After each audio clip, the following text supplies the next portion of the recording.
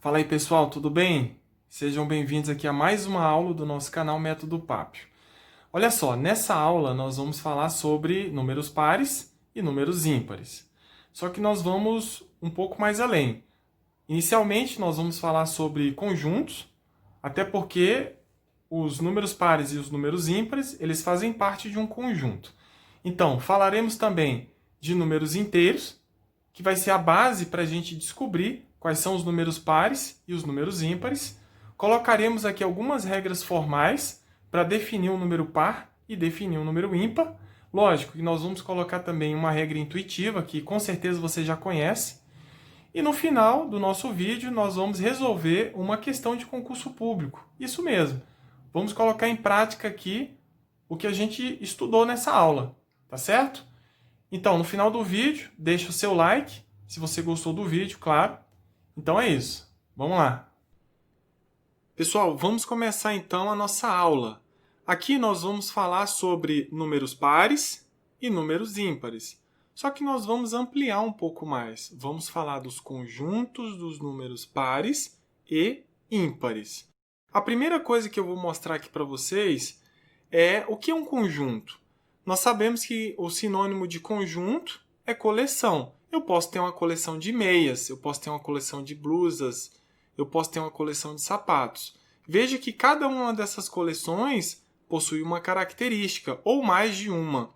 Só que aqui nós estamos falando de números. Então, eu vou colocar aqui o que representa um conjunto numérico. O que tem um conjunto numérico? Existem características? Vamos colocar o conceito aqui. Os conjuntos numéricos, eles apresentam uma ou mais características em comum. Se estamos falando de números, então nós temos aí, por exemplo, alguns conjuntos de numéricos. Nós temos os números naturais, nós temos os números inteiros. Eu posso criar também um conjunto de números múltiplos de 10. Veja que cada um dos conjuntos que eu estou criando, eles apresentam uma ou mais características. Então, por exemplo, eu vou criar aqui um conjunto A, e esse conjunto A é o conjunto dos números inteiros maiores que 4. Veja que nós temos uma característica aqui nesse conjunto A. Nós temos os números inteiros que são maiores que 4. Então, eu quero representar aqui, utilizando matemática, esse conjunto A. Se ele é um conjunto dos números inteiros, então x pertence aos inteiros. Tal que, usamos como essa barra invertida, tal que x tem que ser maior que 4. Essa é a característica do nosso conjunto numérico. Agora, eu quero representar os elementos desse conjunto A. Se são números inteiros maiores que 4, então nós temos o 5, o 6, o 7, o 8 e assim por diante. É um conjunto infinito para o lado positivo. Veja que, embora nós estamos falando de conjunto dos números inteiros, eu não utilizei o sinal de adição ou de subtração. Veja que eu coloquei apenas 5, 6, 7 e 8. Já está subentendido que esses números são positivos. Então, essa é uma informação também importante na hora que você for fazer a sua prova do IBGE. Agora, já que nós estamos falando de conjunto dos números inteiros, vamos representar aqui esse conjunto, o conjunto dos números inteiros. O conjunto dos números inteiros é representado por uma letra também. É uma letra maiúscula e foi denominado a letra Z. Então, vamos representá-lo.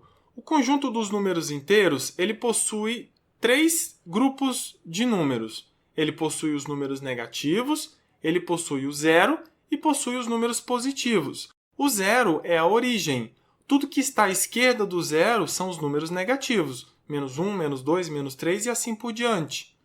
Tudo que está à direita do zero são os números positivos. Mais 1, mais 2, mais 3 e assim por diante. Veja que o conjunto dos números inteiros ele é infinito tanto para o lado negativo quanto para o lado positivo. Veja que dessa vez eu coloquei o sinal de adição. Mais 1, mais 2, mais 3 para dar ênfase aqui para você no conjunto dos números inteiros. Agora, vamos falar um pouco sobre o que nós viemos falar aqui, que são os números pares. Vamos colocar, então, uma regra intuitiva para a gente representar os números pares, já que os números pares eles são estudados lá no ensino fundamental. Então, de lá para cá, você utiliza uma regra intuitiva para representar um número par. É isso que nós vamos colocar aqui. Uma regra intuitiva que é a mais simples, que é a regra que a maioria das pessoas utilizam para definir um número par. Então, olha só, a regra intuitiva, todo número par, ele termina em 0, 2, 4, 6 ou 8. Então, todo número que termina em 0, 2, 4, 6 ou 8 é um número par. Essa é uma regra simples que é utilizada por muitas pessoas. Por exemplo, eu tenho o número 232 e eu posso afirmar que ele é um número par, pois ele termina em algarismo 2. Muito simples, né? Então, terminou em algarismo 2 é um número par. Terminou em algarismo 0, 4, 6 ou 8 também é um número par. Agora eu vou colocar aqui para vocês uma regra formal. Todo número par é múltiplo de 2. O que significa ser múltiplo de 2? Significa que eu pego o número 2 e multiplico por números naturais ou por números inteiros. 2 vezes 1, 2, 2 é um múltiplo de 2. 2 vezes 2, 4, 4 é um múltiplo de 2. Então, eu vou representar aqui para você quais são os múltiplos de 2, ou seja, apenas alguns, né? Que também é um conjunto infinito. O que nós vamos fazer? Nós vamos pegar alguns números que representam o conjunto dos números inteiros e vamos multiplicar por 2 e vamos ver o que acontece. Vamos começar pelo número menos 1. Então, eu vou pegar o número menos 1 e vou multiplicar por 2. Menos 1 vezes 2 vai dar menos 2. Vou pegar o 0. 0 vezes 2, 0. Mais 1 vezes 2, 2. Mais 2 vezes 2, 4. Mais 3 vezes 2, 6. Então, quanto mais números eu pego no conjunto dos números inteiros e multiplico por 2, eu vou achar mais números que são múltiplos de 2. Esses números que são múltiplos de 2 são os números pares, que nós acabamos de representar aqui. Agora eu vou colocar uma outra regra aqui para você. Todo número par ele é divisível por 2. Parece que uma regra é consequência da outra, né? Todo número par é múltiplo de 2 e todo número par é divisível por 2. Por exemplo, o número 326 ele é par, pois ele é divisível por 2. O que significa ser divisível por 2? Significa que quando você pega o número 326 e divide por 2, o resto vai dar 0. Então, vamos lá. 2 vezes 1 é 2, 3 menos 2 fica 1, desce o 2. 2 vezes 6 vai dar 12, 12 menos 12 vai dar 0, desce o 6. 2 vezes 3 vai dar 6. Veja que o resto é 0. Se o resto é 0, significa que o número 326 ele é divisível por 2. Se ele é divisível por 2, então ele é um número par. Muito bem. Agora eu vou colocar aqui para vocês uma última regra, que é uma definição algébrica que em alguns momentos você pode utilizar na resolução de algumas questões de concurso público. Vamos a essa regra. Dado um número P pertencente ao conjunto dos números inteiros, P será par se P for igual a 2n. Então eu sei que P é um número que pertence ao conjunto dos números inteiros e esse P será par se ele for do tipo P é igual a 2n. O que é o n? O n aqui é um número inteiro. Agora, só para exemplificar, nós vamos fazer o seguinte. Para n é igual a menos 4, que é um número inteiro, então o valor de P é igual a 2 vezes menos 4. P é igual a 2 vezes menos 4, que é igual a menos 8. E menos 8, lógico, é um número par. Muito bem. Agora, nós vamos representar o conjunto dos números pares. Chamaremos esse conjunto de P. E aí é o conjunto dos números pares que nós vamos colocar aqui para vocês. A partir de todas essas definições e todas essas regras intuitivas que foram colocadas aqui, nós podemos afirmar que o conjunto dos números pares ele é infinito, tanto para o lado negativo quanto para o lado positivo. Por exemplo, menos 4, menos 2, 0, 2, 4, 6 e assim por diante. Veja que ele é infinito para o lado negativo e ele também é infinito para o lado positivo. Agora vamos falar um pouco sobre os números ímpares. Existe também uma regra intuitiva para os números ímpares. Todo número ímpar ele termina em 1, 3, 5, 7 ou 9. Parece o contrário, né? Lógico, é o contrário do número par. Por exemplo, o número 21 é ímpar, pois ele termina em algarismo 1. Muito simples, né? Eu vou colocar aqui para vocês uma regra formal. Todo número ímpar não é múltiplo de 2. Agora eu vou colocar uma outra regra.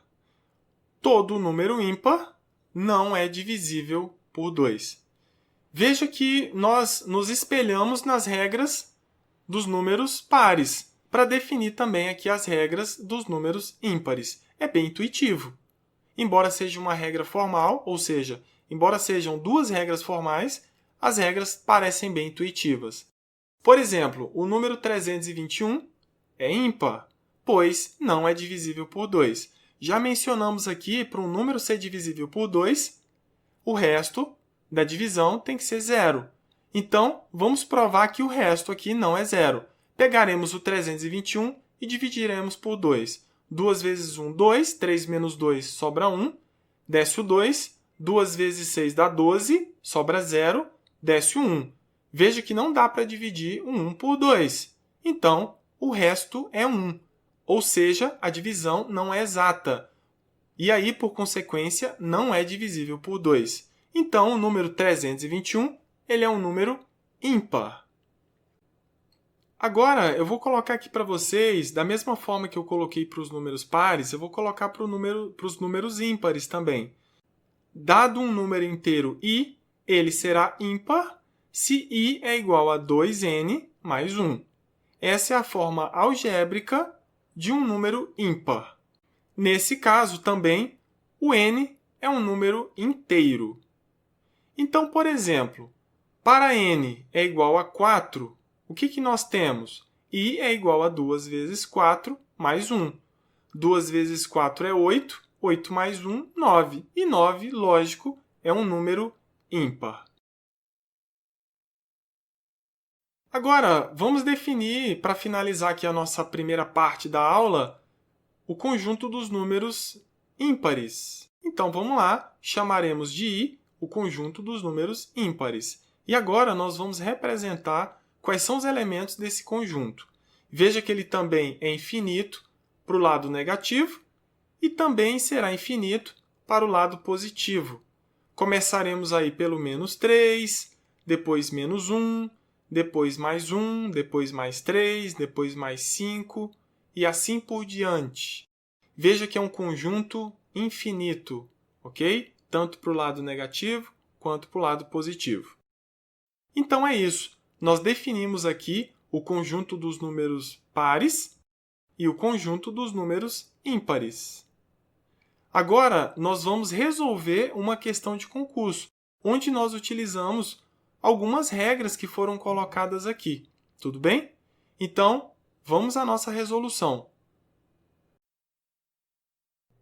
Muito bem, pessoal. Então, vamos começar aqui a nossa resolução. Vamos só passar rapidinho aqui no cabeçalho para a gente ver algumas características aqui dessa questão. O assunto aqui, como nós falamos, é aritmética e problemas, frações e números decimais. Também, lógico, veremos números pares e números ímpares. A questão foi aplicada num concurso da Prefeitura de Salvador e a banca que organizou foi a Fundação Getúlio Vargas. Então, vamos fazer uma leitura. Dizemos que um número inteiro é soteropolista quando todos os seus algarismos são ímpares e o número é divisível pelo seu algarismo das unidades. E aí nós temos que considerar as afirmações. A primeira, 73 é um número soteropolista. A segunda, 35, é um número soteropolista. E a terceira, 63, é um número soteropolista. Então, a primeira coisa que nós vamos fazer aqui é identificar a característica ou as características de um número soteropolista. Vamos listar essas características aqui. Muito bem. A primeira delas é: todos os seus algarismos são ímpares. Só que para ser número soteropolista não pode ter só uma característica. Tem que ser duas características. Qual é a segunda? O número é divisível pelo seu algarismo das unidades. Então, para ser número soteropolista, tem que ser verdadeira as duas características. Se tiver só uma, então eu não posso afirmar que esse número é soteropolista. Então, nós vamos começar a análise. Vamos começar com o número 73, que é a primeira alternativa. Vamos fazer a análise aqui dessas duas características em relação ao número 73. Muito bem. O 73 ele é formado pelos algarismos 7 e 3. Então, todos os seus algarismos são ímpares. É verdade. Então, colocamos um V. A segunda característica, o número é divisível pelo seu algarismo das unidades. Qual é o algarismo das unidades do número 73? É o 3. 73 é divisível por 3? Parece que não. Vamos tirar a prova fazendo a divisão de 73 por 3. Vamos lá. 73 é o dividendo e o 3 é o divisor. 3 vezes 2 vai dar 6. 7 menos 6 sobra 1. Desce o 3. 3 vezes 4 vai dar 12. 13 menos 12 sobra 1. Então, veja que a divisão ela não é exata. Por quê? Porque o resto não é zero. Então, realmente, nós temos uma primeira característica como verdadeira e a segunda característica como falsa. Então, o número 73 não é um número soteropolista. Agora, você pode usar também, ao invés de dividir o 73 por 3, você pode usar um critério de divisão do número 3. Qual é? Você soma os algarismos do número que você quer dividir. 73 é 7 mais 3. A soma deu 10. 10 é um número divisível por 3? Não. Se 10 não é divisível por 3, então 73 também não é divisível por 3. Aqui nós utilizamos um critério, uma regra de divisão por 3. Muito bem, vamos para o segundo número. O segundo é o 35. Nesse caso, o 35 é formado pelo 3 e pelo 5. E todos os seus algarismos são ímpares. Isso é verdade. Agora, vamos para outra característica. O número é divisível pelo seu algarismo das unidades. Será que é? O 35 é divisível por 5, porque o 5 é algarismo das unidades. Isso é verdade. Vamos tirar a prova aqui do lado para a gente ter certeza do que a gente está fazendo. Muito bem. 35 é o dividendo e o 5 é o divisor. 5 vezes 7 vai dar 35. 35 menos 35 sobra 0. Então, a divisão ela é exata. Então, as duas características aqui são verdadeiras. Isso é importante. Isso significa que o 35 é um número soteropolista. Vamos para a terceira opção, que é o número 63. Primeira característica, todos os seus algarismos são ímpares.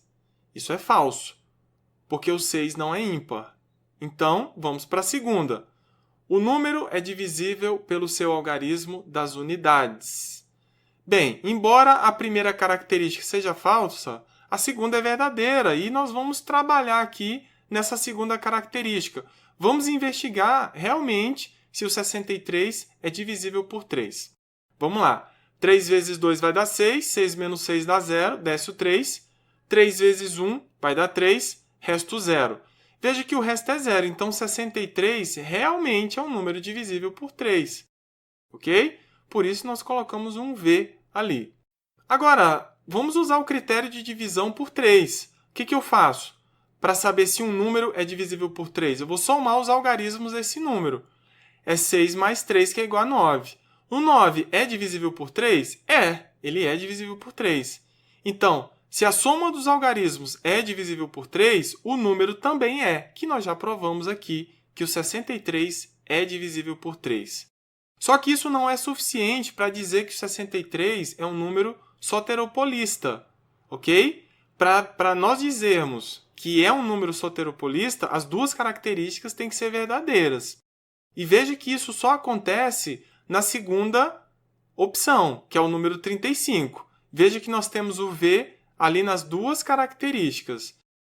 Na primeira não é e na terceira também não é. Veja que nós temos um F na primeira, no número 73, e nós temos um F na terceira, que é o número 63. Muito bem, então vamos organizar aqui essas informações. A primeira opção é F. Por quê? Porque as duas características não são verdadeiras no primeiro número. Agora vamos para a segunda afirmativa, que é o número 35. É verdadeiro, o número 35 é soteropolista, porque as duas características foram verdadeiras. Agora vamos para a terceira. Veja que a terceira tem um F e tem um V. Então eu não posso afirmar que o 63 é um número soteropolista. Então é F. Então nós temos que a primeira afirmação é falsa, a segunda é verdadeira e a terceira é falsa. Então, olhando para as alternativas da questão, nós podemos marcar qual resposta? Lógico que vai ser a letra D. Apenas 2 é verdadeiro.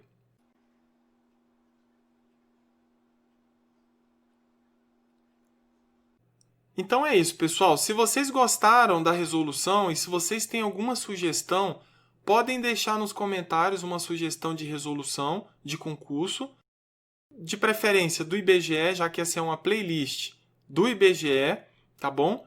E eu peço para vocês deixarem um like se vocês gostaram do vídeo. Se inscrevam também para vocês receberem em primeira mão as novidades aqui do nosso canal. Então, eu me despeço aqui. Muito obrigado e até a próxima aula.